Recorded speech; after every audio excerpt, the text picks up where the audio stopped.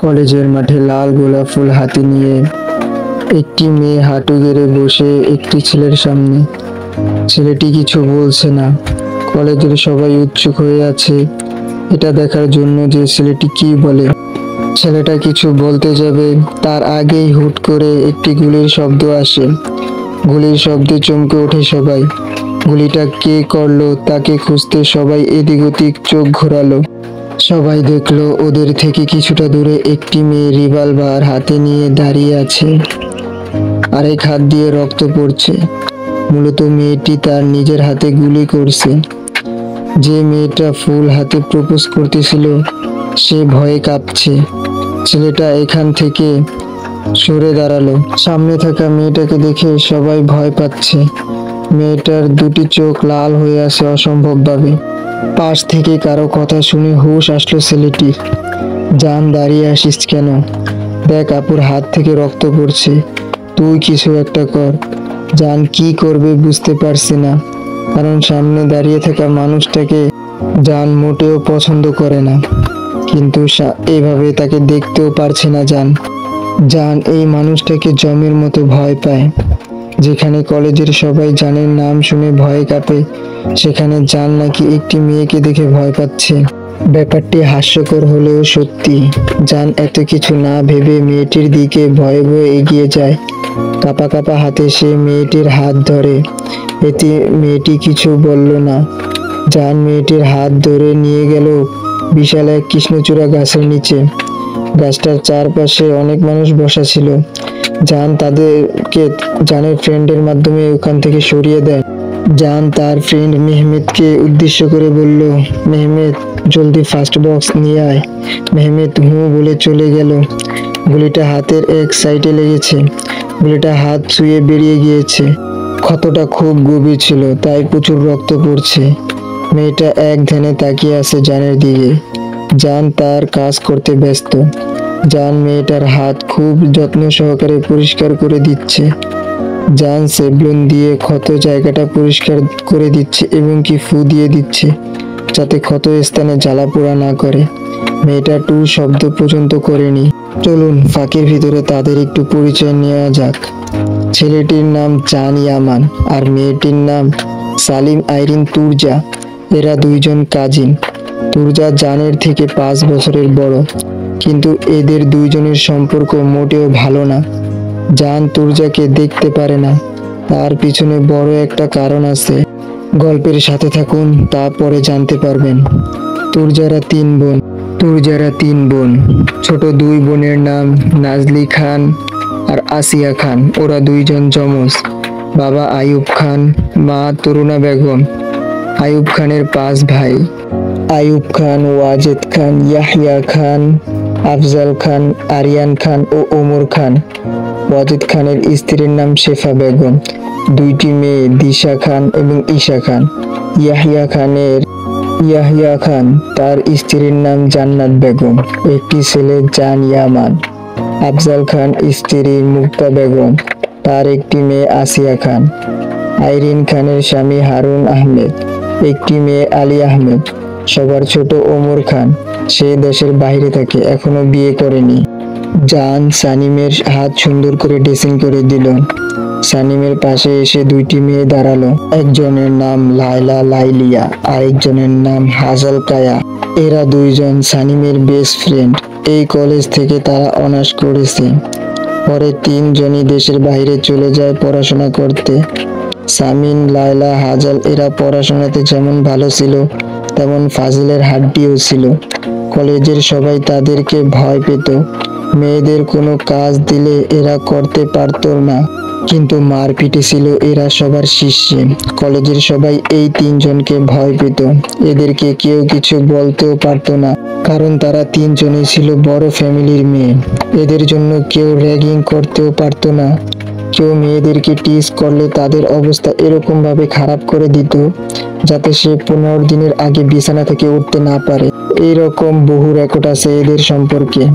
এখনো এই 3 জনের নাম সবাই মনে রাখছে। স্যার ম্যামদের খুব প্রিয় ছিল এই 3 জন। 3 দিন হলো দেশে ফিরেছে এরা। সানিম, লায়লা, হাজাল এদের পড়াশোনা শেষ হয়েছে আরো 1 বছর আগে। এই 1 বছর ওরা নিজেদের একটি কোম্পানি খুলেছে, যার নাম দেওয়া হয়েছে এসকে। এই 1 বছরে অনেক নাম করেছে এই কোম্পানিটা। এই কোম্পানির আসল মালিক কে সেটা কেউ জানে না।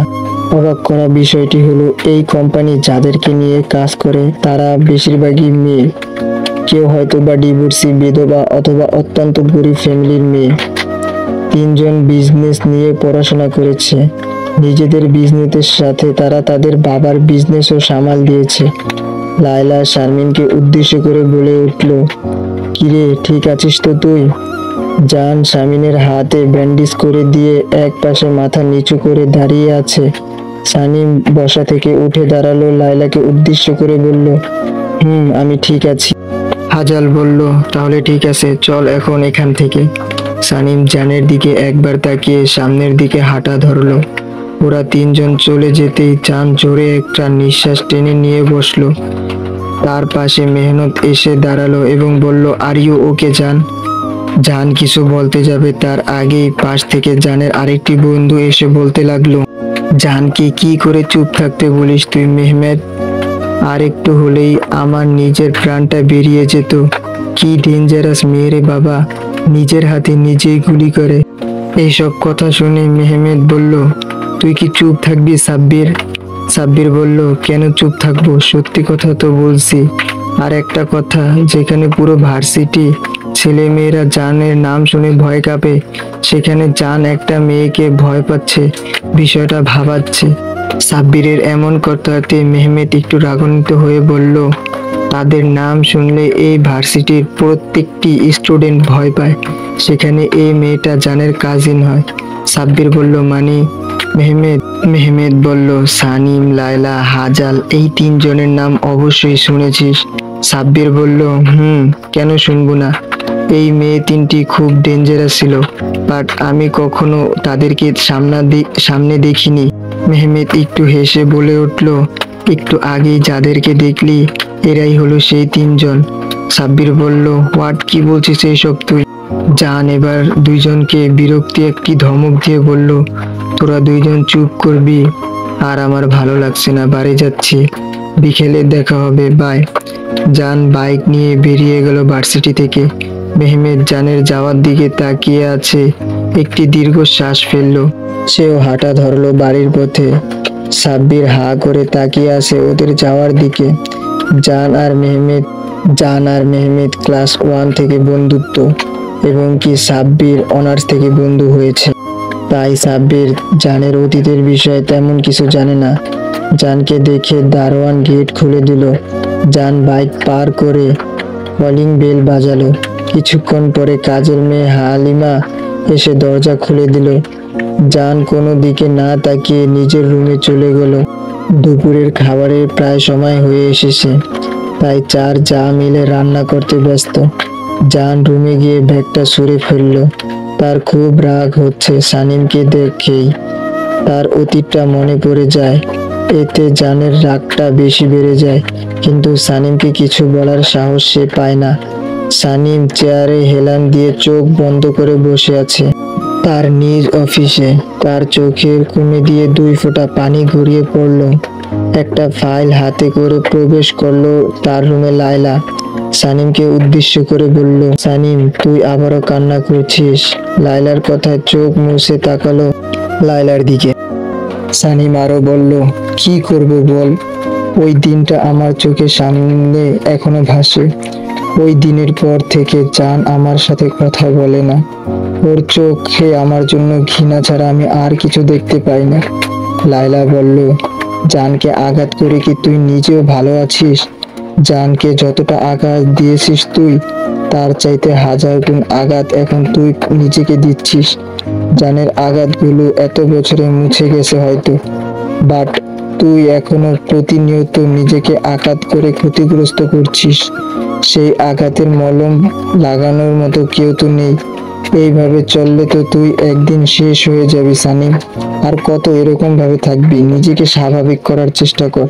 সানিম বলল, শরীরের আঘাতের চেয়ে মনের আঘাতের ক্ষত যে পরিমাণ গভীর হয় তা কখনো বলে বোঝানো যায় না।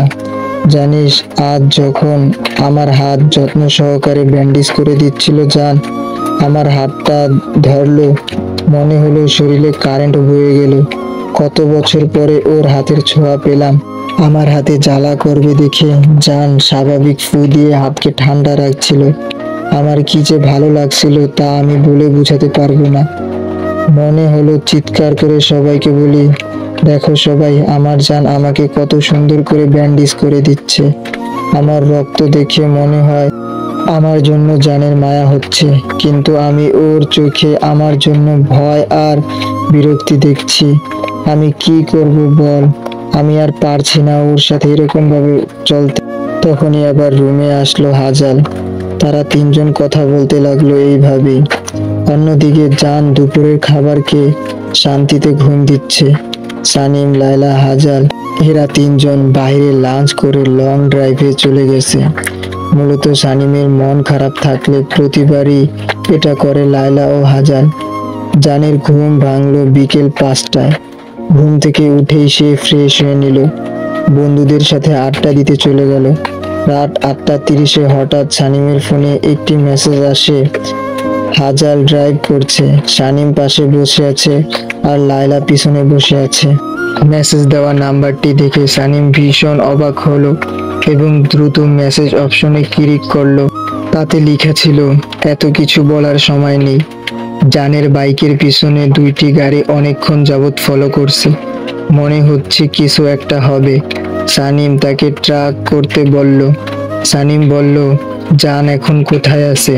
জানের এখন আবার কোনো বিপদ আসলো না তো? সানিম লায়লাকে উদ্দেশ্য করে বলল, তাড়াতাড়ি কাশফিয়াকে ফোন দে, জানের নাম্বারটা দিয়ে বল লোকেশন ট্র্যাক করতে। আর হাজাল, দ্রুত গাড়ি ঘোরা।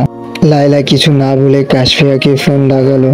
কিছুক্ষণ ফোন রিং হওয়ার পরে ওপাশ থেকে লায়লা বলল, হ্যালো লায়লা, বল, এতদিন পর হঠাৎ আমার কথা মনে পড়লো।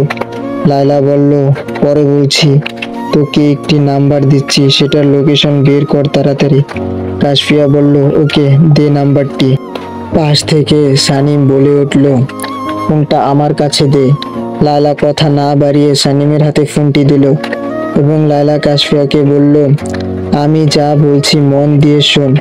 আমি ঢাকার বাইরে আছি, আমার পৌঁছাতে অনেক দেরি হবে। তুই জানের নাম্বারের লোকেশন বের করে ও কোন জায়গায় আছে সেখানে চলে যা। ওর সামনে অনেক বিপদ, প্লিজ দোস্ত, আমার জন্য এই কাজটিকে করে দে। কাশফিয়া বলল, রিল্যাক্স শারমিন, রিল্যাক্স, আমার উপর ভরসা রাখ, কিছু হবে না জানের। এখন ফোন রাখ, আমি পরে কথা বলে তোকে জানাচ্ছি। কাশফিয়া ফোনটা রেখে দিল। সানিমের চোখ দুটো লাল হয়ে আছে, চোখে পানি টলমল করছে, কারো মুখে কোনো কথা নেই। শুনলাম রাস্তায় মুষলধারে বৃষ্টি হচ্ছে। রাত 10টা একটু আগে কাশফি ফোন করে জানিয়ে দিল জান সেফ আছে। সময় মতো কাশফিয়া পুলিশ নিয়ে সেখানে পৌঁছে গেছে। পুলিশের গাড়ি দেখে ওরা পালিয়ে গিয়েছে, ধরতে পারেনি কাশফিয়া তাদেরকে, তবে গাড়ির নাম্বারটি কাশফিয়া নোট করে রেখেছে। এই খবর শুনে সানিম নিজেকে আর সামলাতে পারলো না, হাজালকে গাড়ি থামাতে ইশারা করলো। হাজাল তাই করলো।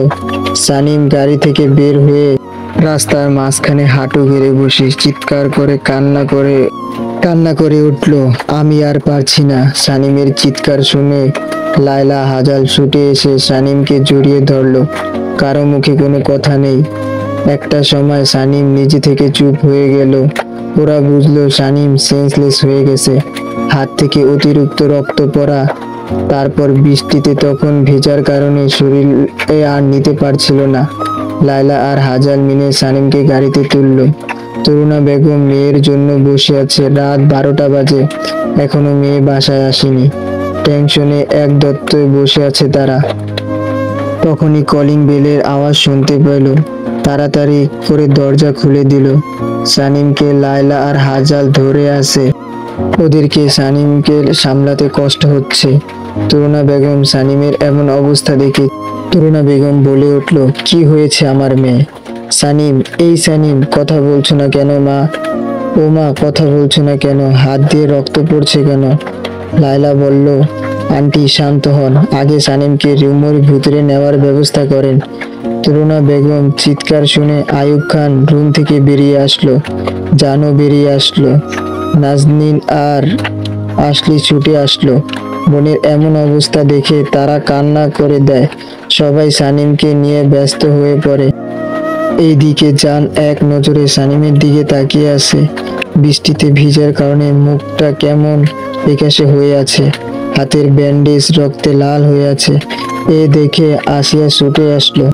এটা দেখে জানের বুকের ভিতরে কেমন যেন মোচড় দিয়ে উঠলো। কেন উঠলো সেটা সে নিজেও জানে না। সানিমকে রুমে নিয়ে লায়লা আর হাজাল কাপড় চেঞ্জ করে দেয় এবং তারাও চেঞ্জ করে নেয়। সানিমের মা, বাবা, বোন তাদেরকে কোনো কিছুই করতে দেয়নি। তার পিছনে অনেক কারণ আছে। তরুণা বেগম মেয়ের জন্য স্যুপ বানিয়ে নিয়ে এলো। রুম ভর্তি মানুষ, সবাই দেখতে এসেছে সানিমকে, শুধু জান বাদে। সে নিজের রুমে চলে গেছে। তরুণা বেগম স্যুপ খাইয়ে দিয়ে চলে গেল। আস্তে আস্তে সবাই চলে গেল।